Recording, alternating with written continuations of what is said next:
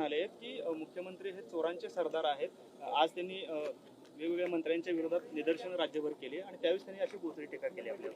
असं आहे की आम्ही लोकांच्या प्रेमाची चोरी करतो, लोकांच्या मनाची चोरी करतो, म्हणून लोक आम्हाला मतदान करतात. आणि त्यांनी जनादेशाची चोरी केली होती, ते जनादेश चोर आहेत आणि म्हणून लोकांनी त्यांना घरी बसवलं.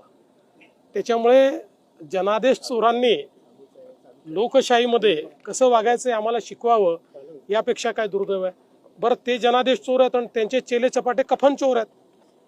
ज्यांनी मुंबई महानगरपालिकेमध्ये कोविड घोटाळ्यात कफन खरेदीतही चोरी केली, त्यातही पैसा कमावला. आता कोणाचे सरदार म्हणायचं? उद्धवजींना कफन चोरांचा सरदार म्हणू? मला अशी भाषा वापरायला आवडत नाही. महाजन आक्रोश म्हणताय, ते आहे का हा खरा महाजन? हा त्यांचा मन आक्रोश आहे, जन आक्रोश नाही आहे.